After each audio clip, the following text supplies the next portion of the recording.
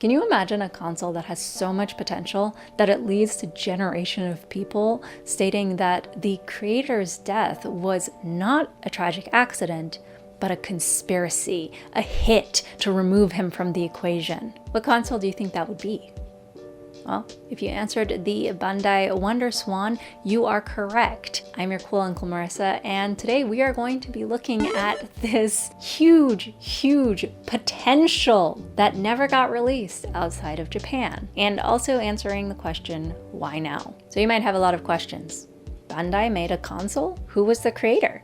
Why would there be a conspiracy theory? The creator of the Wonderswan is Gunpei Yokoi, who, even if you haven't heard his name, you definitely know of his work. He was the creator of the Game Boy, the height of his success, as well as the Game & Watch. He also was the creator of the Virtual Boy, which we would say is his greatest failure, and that was the last project he created for Nintendo. He was also our dear friend Sugary Meaty Maito's mentor at Nintendo. So overall, just a very influential individual in the world of gaming as it is. Now, according to an article from Kotaku, Yokoi had always planned to retire at 50. So when he was 50, he left Nintendo and he wanted to go and start his own, I would say, toy company. And he also ended up partnering with Bandai to create the Wonderswan. Tragically, after the creation of the Wonderswan, he was in a traffic accident where he was hit by a car, and then while he and the other driver were inspecting the damage, a third car came and hit him while he was outside of the car. So really just like such a freak accident. And people have chalked this up to being a conspiracy, and that what actually happened was Nintendo sent hitmen from the Yakuza after him because he was selling Nintendo trade secrets. Think of it as you will. I think conspiracy theories can be fun if you don't take them too far. My favorite one is probably that Lea Michele can't read. I also got into the Paul McCartney rabbit hole at one point, and that was very entertaining. But beyond entertainment value, I would say probably best not to disrespect someone's passing by shrouding it in some greater mob activity. Now onto the Wonderswan. Why does it have so much potential? So I have with me the Wonderswan Color, which today we are going to be swapping the screen for an IPS display to bring it into the modern world, like we do with our Game Boy Colors and Game Boy Advances and other Game Boys. The original Wonderswan was released in 1999, with this guy, the Wonderswan Color, being released just 1 year later in 2000. This was then followed by a final iteration in 2002 of the Wonderswan Crystal, which just had a lit screen. So a bit like the Game Boy Advance SP as it is to the Game Boy Advance, but without any change in form factor. Part of it dying probably just had to do with the Game Boy Advance. That's what Wikipedia says, and also common sense. Perhaps it could also be argued that maybe the genius of Yokoi no longer being there led to it just tapering off. I mean, again, they didn't come out with any new variation. It was just the same model, but like black and white, color, which did come with new games, and then crystal, which was just, it was bright. So what makes it so interesting? The Wonderswan can be played two ways. It can be played horizontally, but it can also be played vertically. So this makes it perfect for a lot of arcade games, as well as, I don't know, regular games. It's something that I don't think that we have seen since in handhelds. I think every once in a while it's taken advantage of. I know there's like a grip, for example, for the Nintendo Switch to play it in Tate mode, but it's not something that's really, that grip doesn't come with the Nintendo Switch. It's a third-party item. But the fact that it's built in to give that versatility is really incredible. And then we'll move to the back. Guess how many batteries this uses? Does it use 6,000 like the DMG? Does it use 2 like the Game Boy Color and Game Boy Advance? No, it uses one. Uses one AA battery. Just one. I mean, that you get two like charges out of a Wonderswan that you would from a Game Boy Advance in one charge. That's insane. Like, cause, and the reason that's insane is like we had stuff with like, have you seen the Game Gear? That also takes a gazillion batteries. It's insane. Just one battery. And then they also were ahead of the curve on a little thing that some modders have been doing, where they will cut out the back of the cartridge slot on their Game Boy consoles so they can see the artwork. You can always see the artwork. Isn't that neat? The battery life was better than its competitors, the SNK Neo Geo and the Game Boy, and the price was much cheaper as well. Amazing. According to Wikipedia, it managed to corner like 8% of the market, which is very impressive when Nintendo is there. And so what about the games? Because, you know, a console is a console, but it needs to play things, right? For example, the PS5, very powerful console, no games. For an English-speaking audience, I would say kind of no games, honestly. A large majority of games for the Wonderswan Color and Wonderswan were anime properties. Things like Digimon and One Piece and all that weeb crap. But it's all in Japanese because it never was released outside of Japan. But you also had some arcade games. For example, you had Gunpei, which is another game that's based after the creator in name. There's Mr. Driller, there's Tetris, there's some random crow game that I have that I bought. There's also a lot of Square games, the early Final Fantasy games, a Chocobo game. So there's honestly plenty for the Japanese audience. But if you don't speak Japanese, the pickings are slim. Not to mention the fact that those games, those Japanese language games, you can pick up probably like Final Fantasy 2 for like $2, but the price of, for example, Tetris and Mr. Driller and stuff are absolutely insane. And they've clearly gone up because if you see older sold listings on the Japanese marketplace, you can see like Mr. Driller selling for like $7 and now it's like $100. Nuts. So why did I pick this up? So there is someone working on a flash cart. Now there is a flash cart already, and the flash cart is from Flashmaster. Flashmaster, that's how it's written. There's no R. But it's very expensive. And of course, flash carts are expensive. I have a Game Boy Advance flash cart that I paid like $120 for. But the thing is, if you're paying $120 for a flash cart, you want to have a lot of games on there. You want to justify that cost. But with the Wonderswan, there are a lot of translation patches for all of the games, or for a lot of the games, which is incredible. Great work. Thank you, people who do that. But even then, I feel like because the variety is fairly slim, it's hard for me to justify paying that much in order to get the flash cart, you know? Inside Gadgets has like, I think, single ROM flash carts and a flasher, and that also is super expensive when you end up buying everything. The adapter, because you have to buy the adapter, I think, for the GBX cart RW, and then of course the PCB for the cartridge, and then you have to pay separately for the case for the PCB.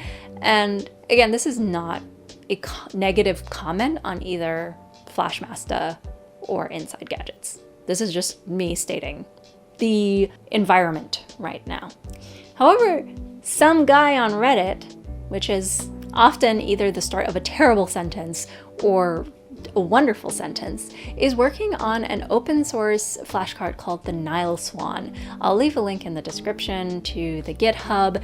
He seems to be updating it pretty frequently, of just keeping people in the loop on how his progress is going. So, you know, fingers crossed. But that kind of really pushed me to get a Wonderswan, because the Wonderswan console itself is still rather affordable. It is absolutely cheaper than, say, a Game Boy Advance, Game Boy Color even at this point. What is happening to the secondhand market? So if the Nile Swan is coming out, eventually get to have a Wonderswan to use it with. So let's go ahead and put an IPS screen in this. I'm going to use the IPS kit from Hispeedido, and let's see how it looks. So this is how it looks normally. It's honestly quite nice if you've got the right lighting. And this is the screw we need to open it up. It actually comes with the screen kit. It's got a weird like star shape. There's a name for it. I don't know it. But yeah, it comes with the screen kit, which is really nice. And if you have like those iFixit type screwdriver kits, you'll probably have one as well.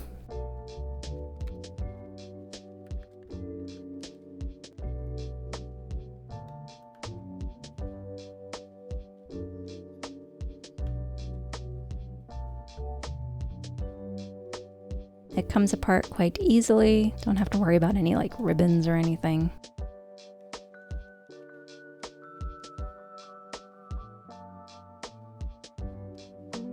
Take out the power switch, and then it's not screwed down or anything, so it just comes right out.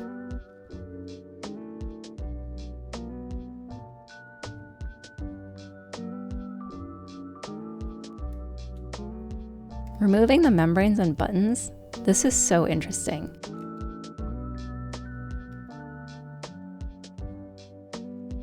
And then we'll just unlatch the screen from the FFC connector.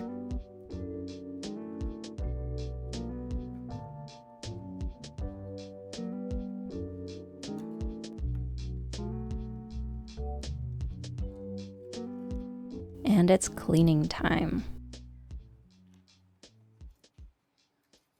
This isn't particularly dirty or anything, but just cleaning the button contacts as well as the battery contacts is always a good idea. There was a little bit of markings going on the battery contacts. I've also been having trouble turning this off.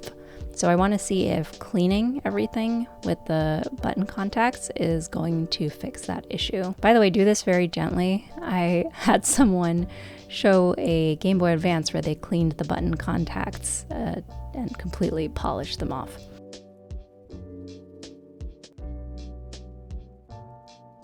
But yeah, look at these buttons. They're so interesting. The print is on the membrane, and like the quote-unquote button is just this plastic shell that goes over the membrane. That's so crazy. I've never seen something like this before. I'm just going to clean these membranes as well, and I'm going to be careful not to go over the print because I don't know how strong that print is.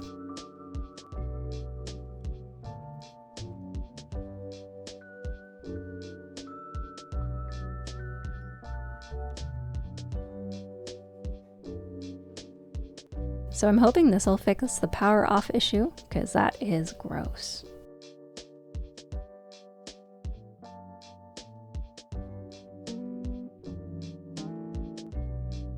I don't actually recommend cleaning the quote-unquote buttons with isopropyl alcohol because of the type of plastic this is. The alcohol did make one of them a bit cloudy, so just be forewarned. And now the screen, it doesn't pop out quite like a Game Boy. It is very strongly in there. And this screen is big, like compared to its competitors. This is a big screen. It's really impressive. And I feel like especially without a backlight or anything, it just makes the viewing so much easier. By the way, if you have more trouble than I do, don't be afraid to just add a little bit of heat with a hairdryer or something gentle, just to loosen the adhesive. Same thing with the lens. It is on there. I really did think I was going to have to use heat for this.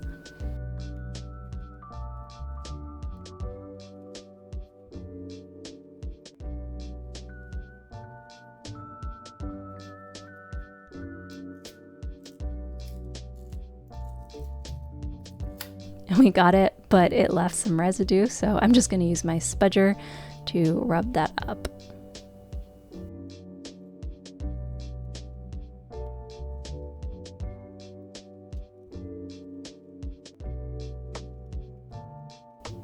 And then I'm going to use some alcohol to clean off the remaining sticky. Just be careful not to get it on the rest of the shell if you have a pearlescent one like this, because alcohol will take that kind of pearl effect off and leave you with a flat finish.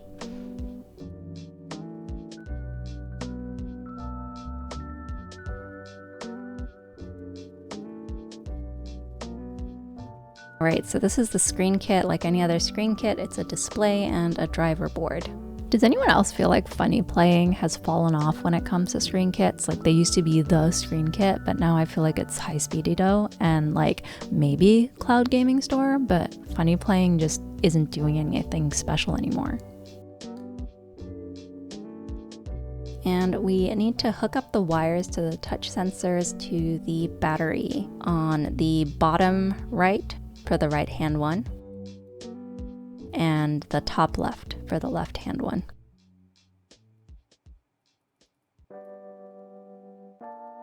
And I'm just using the included wires.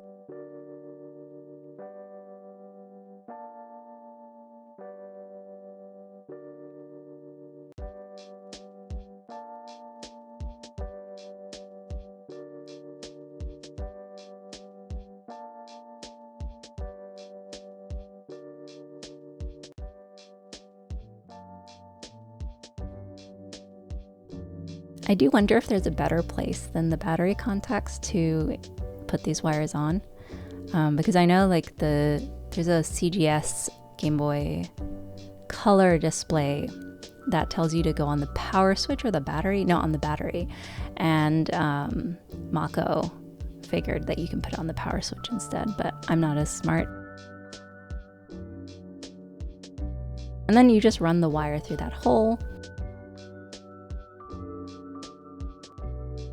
And for pads here that we will pop off so we can put the insulating film on. By the way, if I'm going too fast, don't worry, because the instructions are on Hispeedido's AliExpress site and they're very clear. And that's what I'm following in this video.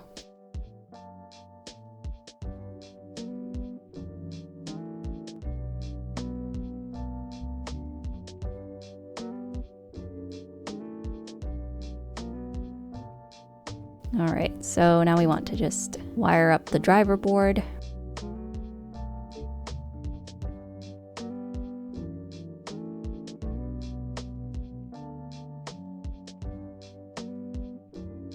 In case you're following along, which you should not be, because please always watch something fully or read something fully before you do it. I will be desoldering and trimming the wires a little bit onwards because they're too long.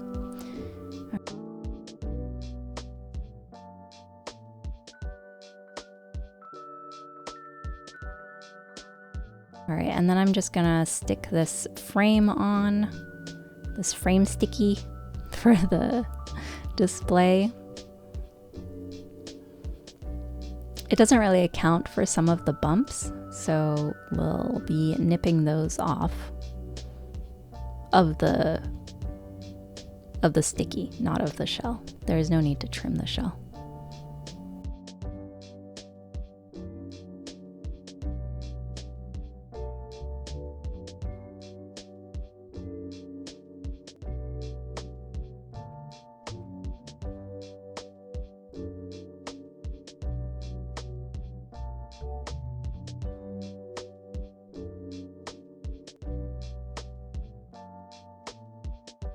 And a satisfying peel. All right, so I did this in the bathroom. I'm sorry, guys. But yeah, the bathroom trick, you make it really nice and hot and steamy in the bathroom, then you turn off the water. It brings all the dust down and the cat hair, and then you can do a pretty dust-free install when you have a lens and display and it's not laminated. And then we'll just put the insulating film there.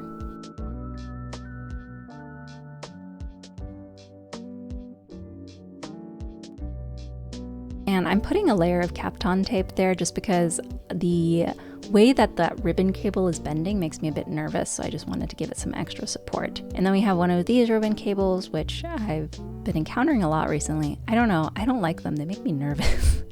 I don't know why they make me nervous. They're so rigid, and then you're supposed to fold them, and that makes me nervous. And then we have these touch sensors that have adhesive on them, so we can stick them to the top.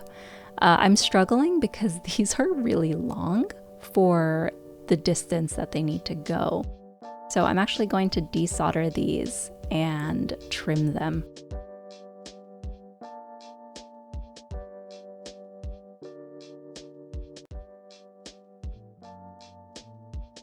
And with these touch sensors, I always also cover them with Kapton tape just to keep them in place. So that way you just have an extra layer of security.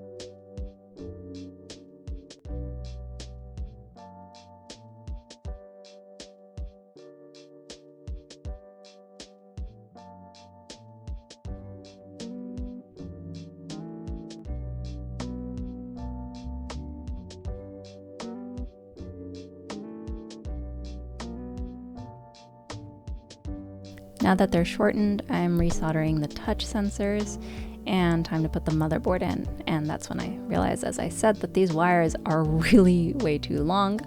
So I'm also going to desolder, trim, and resolder these. By the way, if you don't have wire strippers, definitely get a pair. They're kind of pricey. Like for me, I don't know, it's like 20 bucks. But they just make life so much easier. I used to be a very bad modder and just burn off the tips of wire with my soldering iron, or if it was thicker wire, I would use my clippers, and that it was very like 50-50 on whether I would just cut the wire instead of cutting the insulation. Speaking of insulation, it is my paranoia Kapton tape time, where I just put Kapton tape over all of the elements of this driver board, even though there's insulating film already. And then we're going to put the membranes and buttons back in. It's weird to call them buttons because they don't feel like buttons, because they're like shells. They're these translucent shell thingies. And then I'm going to put these rubber little guys back. You don't have to do this. I noticed that it wouldn't really close well, I think because the driver board is giving that additional thickness. So you can just skip these guys, throw them in the trash, hoard them, whatever you like.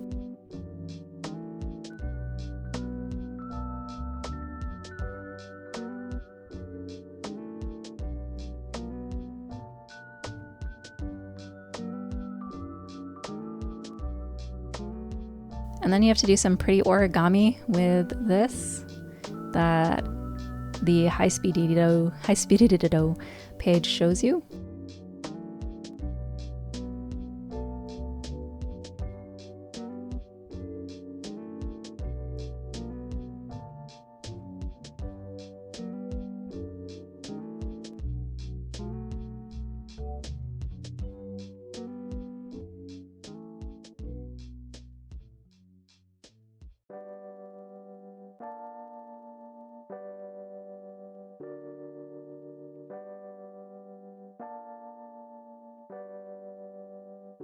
I'm not going to screw it back together. That is always something I recommend. Test it before you put it together. I would use a battery power supply usually, but this is a weird battery terminal thing. But yeah, this screen looks awesome.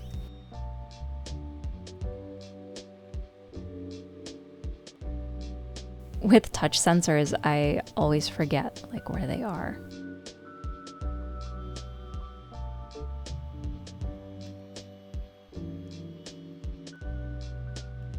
Okay, there's our color one. I don't know why I'd need all these colors.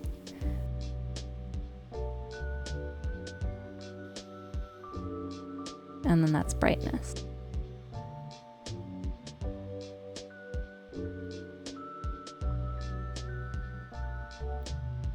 Oh, power off still isn't working. Oh, the membrane went in.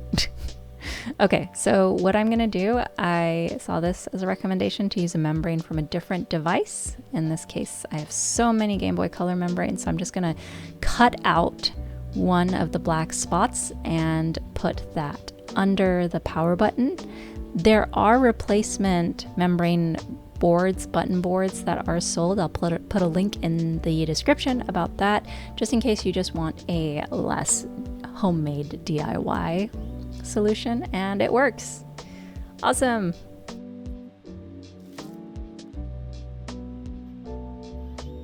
And now we can screw it back up. An easy and satisfying mod.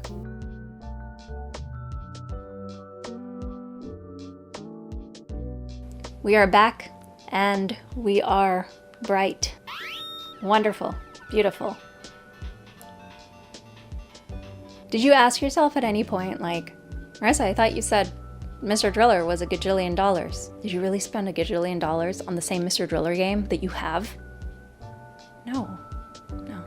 So Cloud Game Store, another one of our favorite shops for mods, does sell reproduction Wonderswan cartridges. They are priced kind of, again, insane compared to any other reproduction cartridge. You can get like a Pokemon reproduction cartridge on Game Boy Advance for like $3, but the Wonderswan ones are $25 about. Some are a little more, some are a little less. So I got it. I got it from there, and I mean, it works. And this is an arcade game, so I'm not worried about like a save going kaput or something. So I'm happy with it. I was like, maybe I should get Tetris too, but I think I'm gonna hold out because I have such a backlog anyway, so I can't really justify it. I was like, I gotta do this for the video and then for myself. But yeah, so the kit was super easy to install. Internally, I think there's definitely a part of it of like, I can tell why it was cheaper because the power button not working and having to fix that with a membrane. You can also replace it with a tactile switch, and then you just have to wire up the tactile switch. Cloud Game Store also sells a single tactile switch to do that with. But I think honestly, for the price, for the capability, the battery life, just the selection of games, it launched with 50 games. It's so insane. Like, I would have loved to have had this as a kid. I feel like it would have just been so much more simple to convince my mom to get me something like this. It's so much more affordable, and it's such a shame that it was never released outside of Japan so that we don't have access to more playable games as an English-speaking audience. But hopefully the Nile Swan, it cannot come fast enough. Maybe with more eyes on the project, there will be more encouragement to continue it.